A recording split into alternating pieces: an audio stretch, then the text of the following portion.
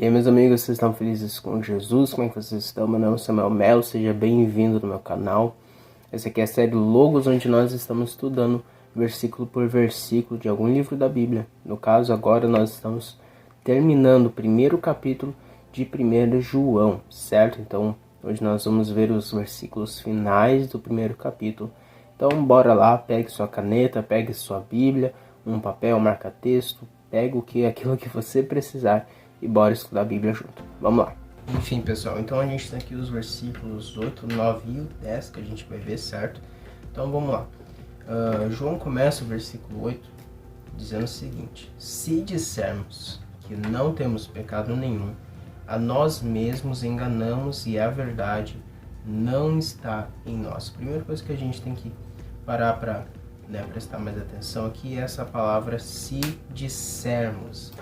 Aqui João ele nos coloca numa condição, vamos dizer assim, onde quando a gente diz que não temos pecado nenhum, então acontece alguma coisa. Então, quando nós dissermos que não temos pecado nenhum, a nós mesmos enganamos e a verdade não está em nós. A gente já sabe que essa palavra temos aqui, no grego a gente já viu bastante, certo? Vou colocar aqui só a palavra no grego, que a gente já sabe o que é. É a palavra eco, que significa estar envolvido, ter ou segurar, ou até mesmo segurar com força. A gente já viu bastante essa palavra temos aqui, então ela é bem de boa, certo? Mas temos o que? Pecado.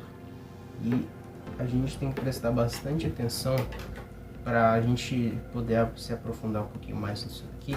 A gente precisa prestar bastante atenção nessa questão aqui do pecado. Mas nesse caso aqui, no pecado, tá falando que é amartia, certo? No original do grego é a palavra amartia, que tem vários significados. O mais conhecido de todos, é errar o alvo, certo? Isso aqui todo mundo já escutou algum dia, o que é pecado? É errar o alvo, certo?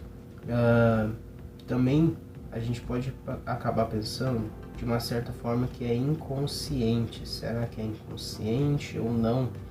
Normalmente, quando está falando aqui sobre errar o alvo, está falando, a frase inteira é errar o alvo tentando acertar o alvo, Foi isso, pelo menos, que eu aprendi. Então, é uma forma, tipo assim, sem querer, eu pequei, vamos dizer assim, Vamos supor que seja assim, Não era sua intenção no primeiro momento, mas você acabou errando, então, de uma forma inconsciente. E na Bíblia, é muito importante a gente pensar e a gente saber, quer dizer, que há 3 palavras para pecado na Bíblia, certo? Há o pecado, errar o alvo, certo? Tem a iniquidade, vou colocar aqui também, iniquidade, que é quando você erra várias vezes, mesmo sabendo que é errado, e você continua errando, não admitindo o seu erro. E também tem a transgressão, certo? A transgressão é quando você quebra a lei, quando você desobedece a lei, Principalmente a lei de Moisés, certo? Então, o pecado, errar o alvo, iniquidade, quando você erra várias vezes, mesmo sabendo que está errado. E a transgressão, quebra de lei. Então, nesse caso aqui, a amartia não é iniquidade, certo? Não está falando aqui sobre você errar várias vezes sabendo que aquilo que você está fazendo é errado, Nós, cristãos, não pecamos deliberadamente. Quando fazemos isso, nós estamos renegando a nossa fé, Como, se eu não me engano, Paulo, ou o autor de Hebreus, agora eu não sei por certo quem é, fala sobre crucificar Cristo para si novamente, certo? Quando nós pecamos deliberadamente, quando nós pecamos, quando nós cometemos iniquidade, nós estamos negando a fé, certo? Mas nesse caso aqui, eu creio que está falando sobre pecado, errar o alvo e sem querer muitas vezes, certo? Então ele fala: se dissermos que não temos pecado nenhum, a nós mesmos enganamos e a verdade não está em nós. A gente tem que prestar atenção aqui a nós mesmos, certo? Vou marcar aqui porque depois a gente vai ver uma certa conexão aí mais pra frente. Mas aqui, a nós mesmos enganamos. Essa palavra aqui, enganamos, ela é bem interessante. No grego do original, né? No original do grego, é a palavra planao, certo? Que significa desviar-se, de uma forma bem simples. Desviar-se ou até mesmo, né, perambular. Então, quando nós pensamos e falamos que não temos pecado, que não erramos, mesmo que sem querer, nós estamos criando um caminho que é diferente do caminho do Evangelho. Nós estamos nos desviando, nós estamos perambulando, nós estamos como pessoas que não enxergam andando numa noite. Nós estamos perambulando, nós estamos nos desviando. Então, o grande problema do Evangelho é a gente tentar excluir o pecado da equação, né? Cristo, ele morreu por nós e através, né, da nossa confissão e tudo mais, nós cremos em Jesus, nossos pecados do passado são perdoados, mas nós continuamos precisando de transformação, nós continuamos precisando sermos transformados, ter um coração renovado, vencer novos pecados, vícios, e assim a gente se aprofunda cada vez mais no caráter de Jesus. Mas quando nós fingimos que não temos pecado, nós estamos nos desviando, nós estamos perambulando, certo? Então, quando isso acontece, então, a verdade não está em nós. A palavra verdade, que como a gente já viu também, né, é a palavra no grego ateleia, certo? Se não me engano é assim que fala. Ateleia, que significa tanto verdade, mas também faz uma menção, né, aponta para Cristo. Ele é o caminho, a verdade e a vida. Então, quando nós fingimos que não temos pecado nenhum, quando nós achamos que somos os santos, né?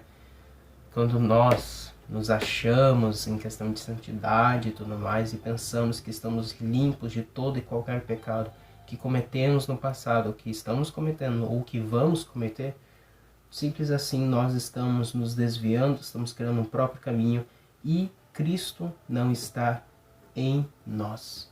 Então, a nós mesmos nos enganamos, certo? E então, o resultado disso é que Cristo não está em nós quando isso acontece, quando nós nos enganamos, quando nós fingimos que não temos pecado. Mas enfim, então vamos para o versículo 9 agora. Paulo, quer dizer João, né? Paulo não, João, ele já nos coloca novamente em outra condição, né? Se confessarmos os nossos pecados, ele, né, Deus, é fiel e justo para nos perdoar os pecados e nos purificar de toda injustiça. Então, a gente tem que entender, né, que se nós fingirmos que não temos pecado, nós, né, nos enganamos, nós nos desviamos e Cristo não está em nós. Mas quando nós confessamos os nossos pecados, então Deus, ele se revela, né, pelo menos de duas maneiras para nós. Então, se confessarmos, essa palavra aqui, confessarmos, que a gente vai ver aqui agora, deixa eu só marcar aqui, confessarmos, no grego é a palavra homologeo, certo?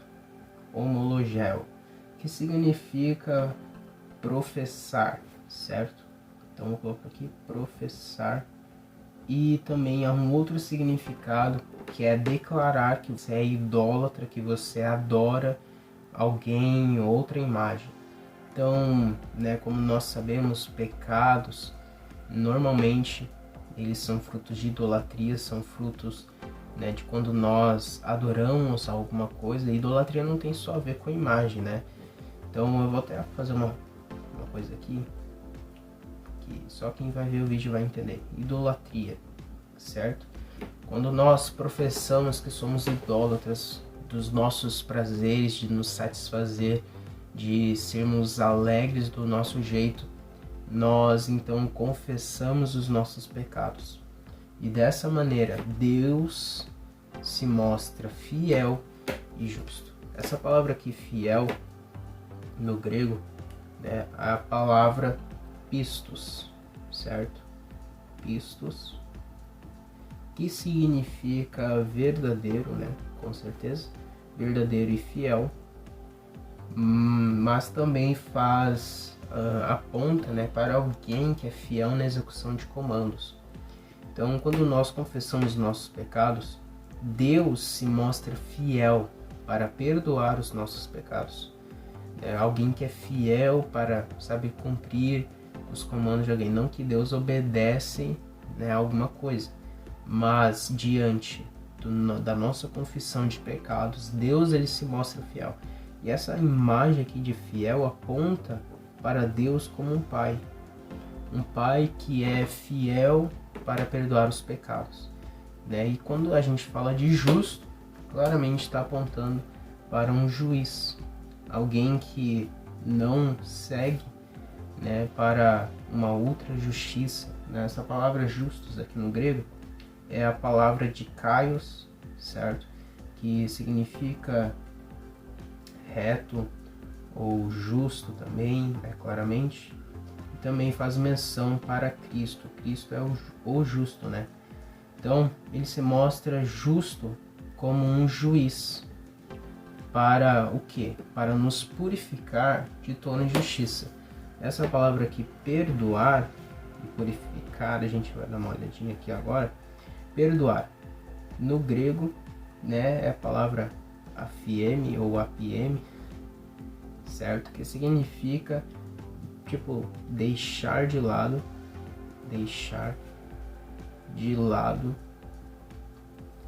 as dívidas. Vou colocar só um D para a gente entender. Deixar de lado as dívidas. Então Deus ele é como um pai que é fiel. Para o quê? Para deixar de lado as nossas dívidas, para deixar de lado aquilo que faltou em nós. Quando isso? Quando nós confessamos que somos idólatras, que nós adoramos a nós mesmos muitas vezes, que nós amamos, sabe, nos priorizar acima de Deus. Então, quando nós fazemos isso, Deus ele não se mostra como alguém que vai, sabe, guardar mágoas ou ele vai nos castigar. Não, Deus ele se mostra como um pai perfeito, um pai que é fiel para o quê? Para deixar de lado as nossas dívidas. Isso também faz imagem, né? Aquela parábola que Jesus contou sobre o rei que perdoou as dívidas, né? Todos nós temos dívidas com Deus, mas quando nós confessamos essas dívidas e clamamos pelo perdão de Deus, Deus ele não se mostra como alguém que dificilmente vai dar o perdão dele para nós, mas como um pai que é fiel para nos perdoar de todo o pecado. Então, ele também se mostra como um juiz que é justo para nos purificar, que aqui no grego, né, a palavra catarizo, que a gente já viu aqui também, tá? Que significa tornar